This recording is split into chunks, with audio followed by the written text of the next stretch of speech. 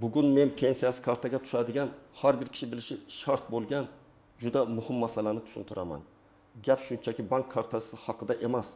Gap pensiya pulingizni o'z vaqtida muammosiz va hech kimga aldanmasdan olish haqida ketmoqda. Oxirgi paytlarda banklar pensiya kartalari bo'yicha ayrim amaliyotlarga ancha jiddiy qaray boshladi. Ayniqsa kartani boshqa odamga berish, pin kodni aytish, begona shaxs orqali pul yetirish, shubhali o'tkazmalar qilish kabi holatlar pensionerlar uchun katta muammoga aylanishi mumkin. Men bu videoda oddiy tilda tushuntiraman. Ilgari qanday edi? Hozir nima o'zgardi? Kimlar xavotir olishi kerak? Kimlar bemalol yurishi mumkin?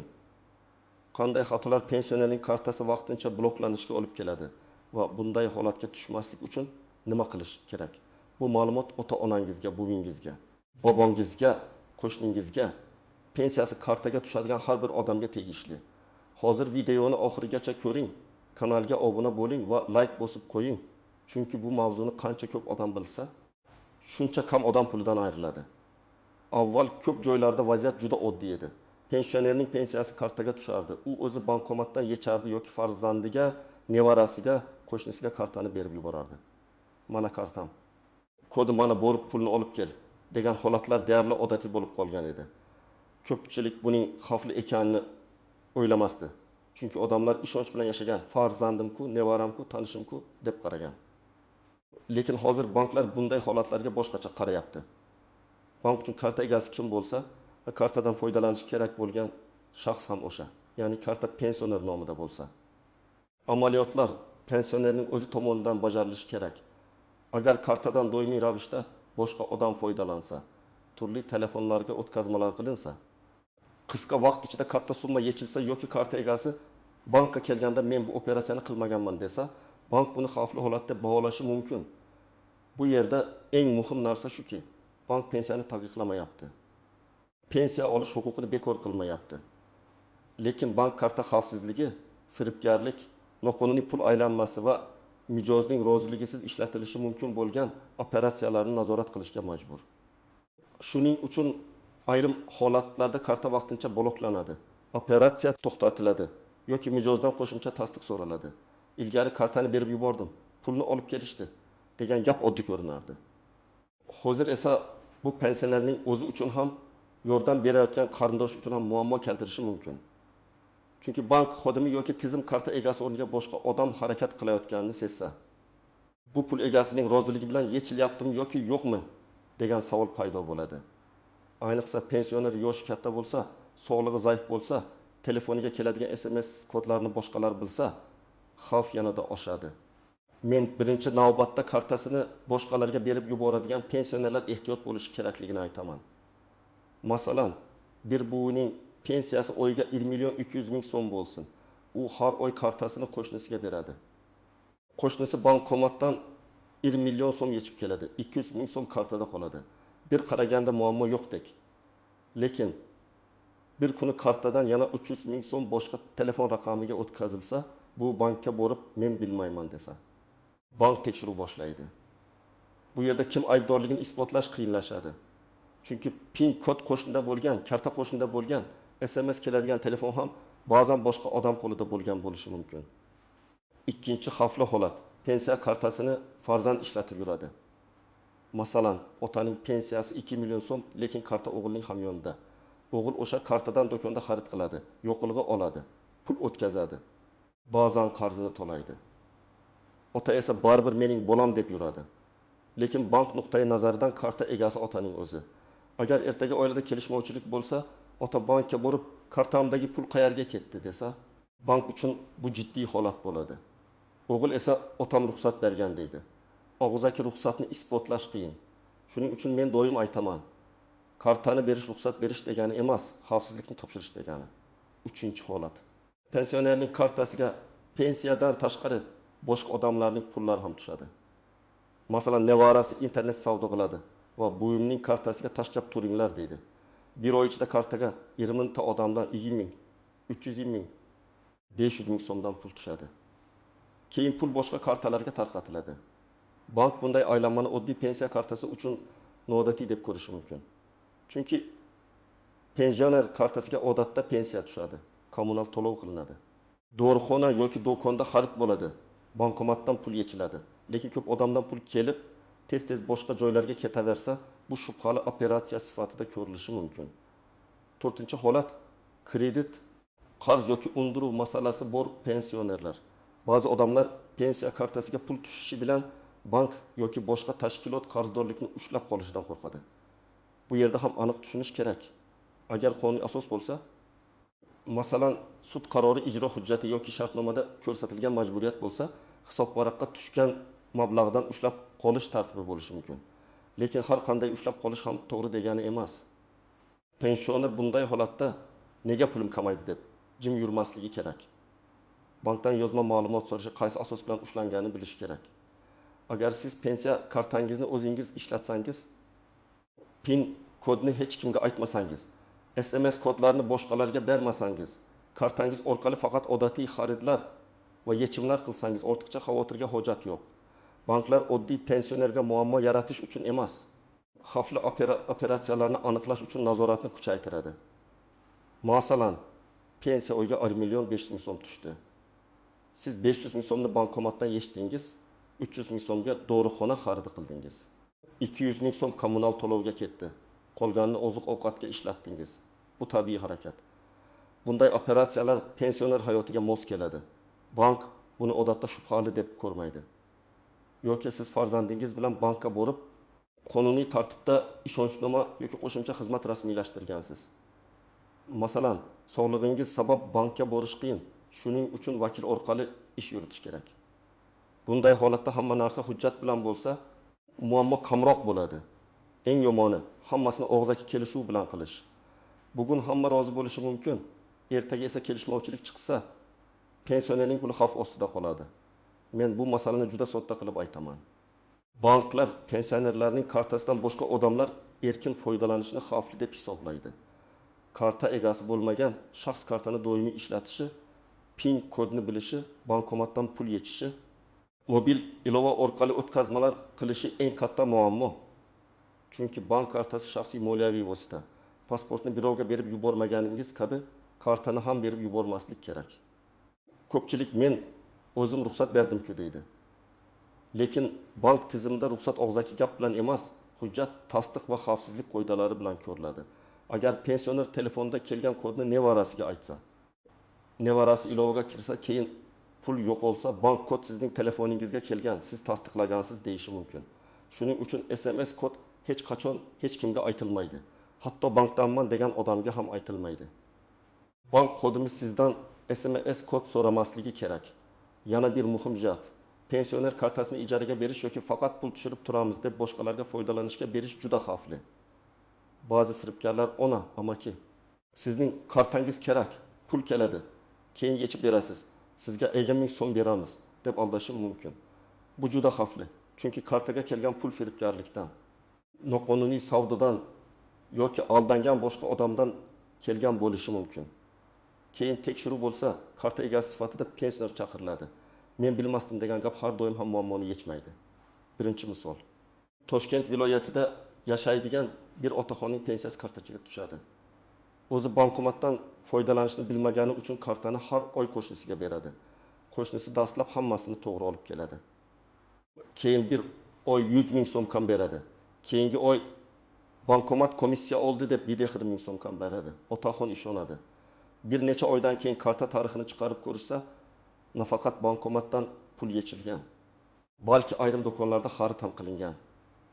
Otaxon buni isbotlashga qiynaladi. Chunki kartani o'zi bergan, PIN kodni o'zi aytgan. Men bunday holatda doim aytaman. Ishonch yaxshi, lekin pul masalasida tartib undan ham muhim. Ikkinchi misol. Bir pensioner onaning kartasini qizi ishlatadi. Ona pensiyasini qiziga to'liq ishonib topshirgan. Qiz har oy dorilarni olib beradi, oziq-ovqat qiladi. Lekin qizning o'zida kredit bor. Bir kuni kartaga pensiya tushishi bilan qiz qarzini yopish uchun 800.000 so'm o'tkazib yuboradi. Ona esa doriga pul qolmaganini ko'radi. Oilaviy janjal boshlanadi. Bankka borishadi. Bank operatsiya karta orqali to'g'ri PIN va tasdiq bilan bo'lganini aytadi. Bu yerda muammo bankda emas, kartadan foydalanish tartibida. Uchinchi misol. Bir nevarasi buvisining kartasidan onlayn savdoda foydalanadi. Kartaga har kuni turli odamdan pul tushadi. Bir oyda umumiy aylanma 25 million so'm bo'ladi. Bu esa oyiga 1 million 300 ming so'm pensiya oladi. Bank tizimi buni noodatiy deb belgilashi mumkin. Chunki bu kartada pensiya xarajatlari emas, savdo aylanmasi ketmoqda. Natijada karta vaqtincha cheklanishi bank mijozdan pul manbasi va operatsiyalar maqsadini so'rashi mumkin. Bu men bilmayman, nevaram ishlatgan desa, vaziyat yanada murakkablashadi. 4-misol. Pensionerga telefon qilib, sizning kartangiz bloklanadi. Hozir kodni ayting, pensiyangizni saqlab qolamiz deyishadi. Pensioner qo'rqib kodni aytadi. Bir necha daqiqada kartadan 2 million so'm yechiladi yoki boshqa kartaga o'tkaziladi. Keyin bankka borsa, operatsiya SMS kod bilan tasdiqlangan bo'ladi. Shuning uchun men hammaga aniq aytaman. Hech qaysi bank xodimi telefon qilib SMS kod, PIN kod yoki to'liq karta ma'lumotini so'ramaydi.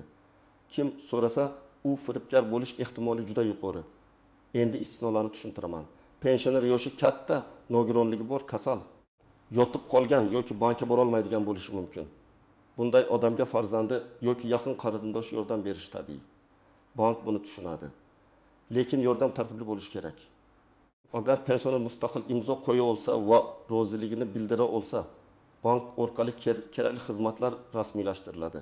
Agar ishonchnoma kerak bo'lsa, u qonuniy shaklda qilinadi. Hujjat bor joyda keyingi nizolar kamayadi. Ba'zan pensionerning telefoni ham farzandida bo'ladi.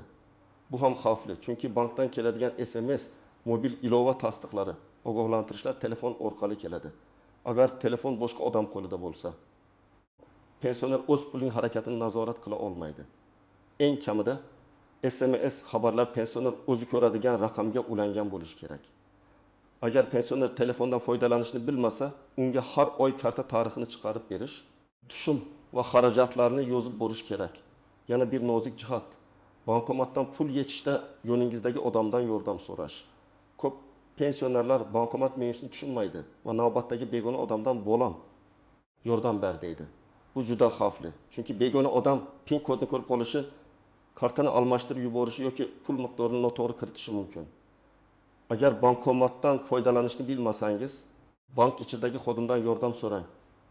Lekin PIN kodni ovoz chiqarib aytmang. Xodim ham PIN kodni bilishi shart emas. PIN kodni faqat o'zingiz kiritasiz. Karta yo'qolsa yoki kimdir PIN kodni bilib qolsa, mayli. Keyin almashtiraman deb yurish mumkin emas. Darhol bankning rasmiy raqamiga qo'ng'iroq qilib kartani bloklatish kerak. Keyin bank bo'limiga borib yangi karta chiqariladi. Agar siz biror odamga PIN kodni aytgan bo'lsangiz, bu allaqachon xavf. Hozir pul turgani bilan ertaga yechilib ketmasligiga kafolat yo'q. Birinchi qadam, kartangizni tekshiring. Karta kimning nomida, SMS qaysi telefon raqamiga ulangan, mobil ilova kimning telefonida ochilgan. PIN kodni kimlar biladi? Agar PIN kodni sizdan boshqa odam bilsa, bankomat orqali PIN kodni almashtiring yoki bankka murojaat qiling. PIN kod tug'ilgan yil 2001-2002-34 1000 kabi oson raqam bo'lmasin. Bunday kodni topish juda oson. Ikkinchi qadam, kartani hech kimga bermang. Agar sizga farzandingiz yordam bersa ham, kartani doimiy ravishda uning yo'lida qoldirmang. Pul kerak bo'lsa, birga boring, o'zingiz tasdiqlang, qancha pul yechilganini biling. Agar sog'lig'ingiz sabab bora olmasangiz, qonuniy vakillik masalasini hal qiling. Buning uchun bank bo'limiga borib, qanday hujjat kerakligini so'rang. Odatda pasport yoki ID karta. Telefon raqami va vakilga oid hujjatlar talab qilinishi mumkin. Aniq ro'yxat bankka qarab farq qiladi. Shuning uchun o'z bankingizdan yozma yoki rasmiy ma'lumot oling. 3-qadam, karta tarixini har oy tekshiring. Bank ilovasidan, bankomatdan yoki bank bo'limidan operatsiyalar ro'yxatini ko'rish mumkin. Pensiya tushgan sana yechilgan summa, do'kon xaridlari, o'tkazmalar hammasi ko'rinadi. Agar siz 1 million 700 ming so'm pensiya olsangiz, oy oxirida pul qayerga ketganini bilishingiz kerak. Qayerdadir ketibdi degan gap pul masalasida yaramaydi. Har bir operatsiya aniq bo'lishi kerak. 4-qadam, shubhali qo'ng'iroqlarga ishonmang. Kartangiz bloklanadi. Pensiyangiz to'xtaydi. Bankdan tekshiruv, kod ayting. Ilovani o'rnating, havolaga kiring degan gaplar bo'lsa, darhol suhbatni to'xtating. Bankning rasmiy raqamiga o'zingiz qo'ng'iroq qiling yoki bank bo'limiga boring. Hech qachon telefonda kelgan kodni aytmang. Hech qachon kartaning orqa tomonidagi 3 xonali kodni aytmang. Hech qachon karta rasmini begona odamga yubormang. 5-qadam, agar karta bloklansa, vahima qilmang. avvalo bankka boring yoki rasmiy kol markaziga qo'ng'iroq qiling. Pasport yoki ID kartangizni oling. Bankdan bloklanish sababi, qaysi operatsiya bo'yicha savol tug'ilgani, kartani ochish uchun nima qilish kerakligini so'rang. Agar siz operatsiyani o'zingiz qilmagan bo'lsangiz, yozma ariza bering. Arizada sana taxminiy vaqt, summa, siz tan olmayotgan operatsiya haqida aniq yozing. Iloji bo'lsa, SMS xabarlar, chek, bankomat manzili, telefon qo'ng'iroqlari haqida ma'lumotni ham ko'rsating. 6-qadam. Qarzdorlik bo'yicha ushlab qolish bo'lsa, asos talab qiling. Bankdan qaysi qaror yoki shartnoma asosida pul ushlangan deb so'rang. Agar ijro hujjati bo'lsa, ijro organidan ma'lumot oling. Agar kredit bo'yicha avtomatik yechim bo'lsa, shartnomani ko'rib chiqing. Pensioner ko'pincha hujjatlarni o'qimasdan imzo qo'yadi. Keyin esa pensiyadan pul ketayotganini ko'rib hayron qoladi. Men tavsiya qilaman, har qanday kredit kafillik bo'lib to'lash karta shartnomasini imzolashdan oldin yaqin ishonchli odam bilan birga o'qing. 7-qadam. Ota-onangizga yoki buvi bobongizga alohida tushuntiring. Ularga kartani bermang deyishning o'zi yetmaydi. Nega bermaslik kerakligini misol bilan ayting. Agar pin kodni kimdir bilsa, pulingizni yechib olishi mumkin. Agar SMS kodni aytsangiz, kartangizdan pul ketishi mumkin. Agar kartangizdan begona odamlar pul aylantirsa, bank sizdan tushuntirish so'rashi mumkin deb oddiy qilib tushuntiring. Yoshi katta odam qo'rqib qolmasin, lekin ogoh bo'lsin. Agar bankka ariza yozishingiz kerak bo'lsa, unda hissiyot emas, aniq ma'lumot bo'lishi kerak. Men arizada quyidagilarni ko'rsatishni maslahat beraman. Familiya, ism, otasining ismi, pasport yoki ID ma'lumoti, telefon raqami, karta oxirgi 4 raqami, muammo sanasi, summa, siz tan olmayotgan operatsiya, kartani kim ishlatgani, pin kod kimga ma'lum bo'lgani yoki ma'lum bo'lmagani, SMS kod berilgan yoki berilmaganini yozing. Arizani 2 nusxada topshirish foydali. Bittasi bankda qoladi, ikkinchisiga qabul qilingan sanni qo'ydirib olasiz. Agar muammo firibgarlik bo'lsa, faqat bank bilan cheklanib qolmang. Ichki ishlar organlariga ham murojaat qilish kerak bo'lishi mumkin. Ayniqsa pul boshqa kartaga o'tkazilgan, sizni telefon orqali aldashgan, havola yuborishgan yoki ilova o'rnatishga majbur qilishgan bo'lsa, vaqtni yo'qotmang. Bunday holatlarda birinchi soatlar juda muhim. Qanchalik tez murojaat qilsangiz, pul harakatini aniqlash imkoniyati shunchalik yuqori bo'ladi. Demak, asosiy xulosa shuki, pensiya kartasi shaxsiy hisoblanadi. Uni boshqa odamga berish, pin kodni aytish, SMS kodni ulashish va kartadan begona maqsadlarda foydalanishga ruxsat berish juda xavfli. Banklar hozir bunday holatlarga jiddiy qarayapti. Chunki firibgarlik ko'paygan. Pensionerlar esa eng ko'p aldanadigan toifalardan biri bo'lib qolmoqda. Oddiy ehtiyot chorasi bilan katta muammoning oldini olish mumkin. Men sizdan so'rayman. Bu ma'lumotni pensiyasi kartaga tushadigan yaqinlaringizga albatta yetkazing. Izohlarda yozing. Sizda yoki tanishlaringizda pensiya kartasi bilan bog'liq muammo bo'lganmi? Bank kartani bloklaganmi? Pul ushlab qolinganmi yoki kimdir pin kodni so'raganmi? Fikringiz boshqalarga ham foydali bo'lishi mumkin. Videoga like bosing, kanalga obuna bo'ling va keyingi videolarda ham pensionerlar, nafaqalar, bank kartalari va pul xavfsizligi bo'yicha eng kerakli ma'lumotlarni oddiy tilda tushuntirib boraman.